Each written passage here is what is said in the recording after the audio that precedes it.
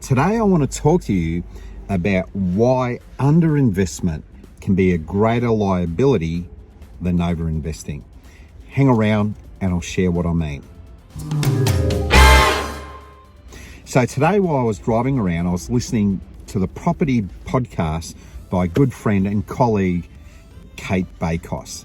She had a fantastic guy on there today called Chris Bates. And in this scenario, he was talking about understanding and how to invest in property. Now, understand what I'm going to share with you now. I'm not here to talk to you about property investing per se, but a concept. And one of the things in the podcast he was talking about was when he's helping clients understand how to buy property and the price point they need to be at, he said they get into the greatest trouble, that is the clients or the investors, is that when they don't understand the valuation of the property.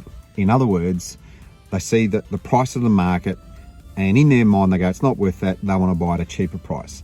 So the key thing he says is they keep missing out on what is a good buy because they won't educate themselves, they won't shift to the demands of the market. And he finished off with this statement that really drove it home. He said, buyers will never regret over time spending 3% extra on a property. You see, he understands that to invest a little more and get something of value increases over time. Now, what's that got to do with you if you're in a service-based business? You might be a painter, you might be in soft washing, pressure cleaning, you could be in carpet cleaning, you could be in concreting, gardening, whatever it is. Now, you need to understand this concept, and here's why. If you're continually servicing the low end of the market, you're going to be dealing with clients that are super price sensitive to everything, and who will literally just buy on price. And understand this, buying on price is okay some of the time, but you could be doing exactly the wrong thing. You see, as you start to move in the marketplace and you get clients who are a little bit more knowledgeable, things change. And this is why underinvesting can be a greater liability than overinvesting. Let's say, for instance, quality of paint. You can get cheap painters out there, dime a dozen. I'm up front. The painters that I use cost more. And the reason they cost more is the quality of paints we use is second to none. We make sure that we got the best quality paints because we want the best quality results. I've got the right guys. They're all professionals. They do a magnificent job. No one has ever regretted the finish that ends up in the properties we do because they're really good. Not only because we've got good product, we've got good technicians, but for that, you got to pay for it as well. Could be, let's say you're doing carpet cleaning. You may have issues with a carpet where it's got stains in there. It could be dog urine, it could be 100 other things. Is trying to get a cheap carpet cleaning job could actually exacerbate the problem and make it worse. And we all know that. So here's the key thing is that underinvesting in an area can be a greater liability. You see, overinvesting, in other words, the client spending more money than they thought they were going to do, while it may take their breath away, the end result is totally worth it.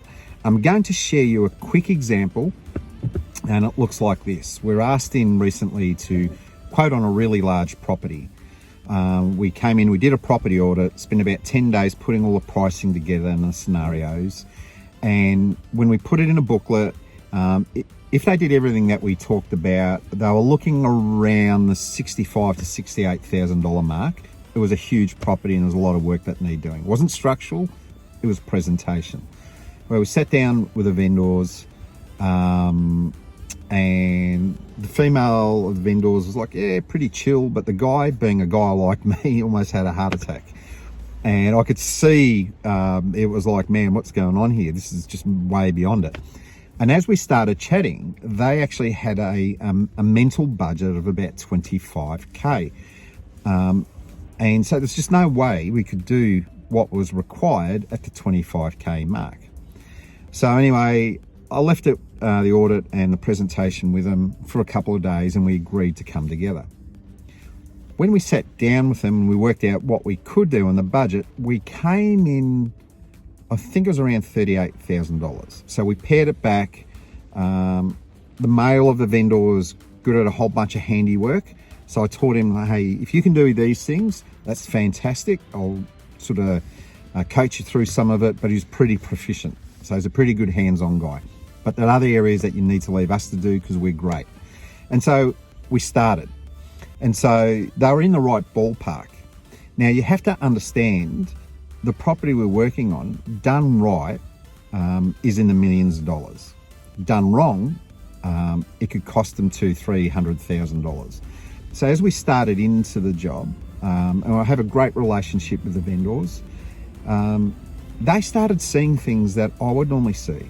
And so they came back to me and said, hey Pete, you know, the carpet in these rooms, we need to reconsider that. So off their own foot, they said, can you organise for carpets to go in? Yeah, sure. And so we expanded the amount of carpet we put in. Then they came back and said, you know, the presentation garden that you talked about, can we do that now? Yeah, sure, let's do that. See, what had happened is I put together the presentation. So even though at the beginning we massaged the price, it was always there. And then they could see the value in what was being shared. So off their own bat, they started investing more money because now they were a part of the process. And so what I would say to you is this, is that if you're going to be in business, understand, if you only ever meet the client's budget, typically you're going to have a disappointing result. They're going to have a disappointing result. Your role as a professional is this, is to first of all, discover their needs, take a lot of time doing it. When you come back to them with what you need to do, make sure it's written down. Have a process involved. Understand you're the professional. Your role is to educate them about what needs to happen and the reasons why, and be articulate. You have to learn that. And in that education process, even though that price still is a factor, is that in time, as that information starts to manifest itself, they will then start to think the way you think. They will take ownership of the process and they will start to change their viewpoint. And when that starts to happen, their budget now realigns to the reality of what you're trying to achieve. You see, underinvestment, especially in property, but other things, will cost you more at the end than overinvestment. Well, that's just something to think about.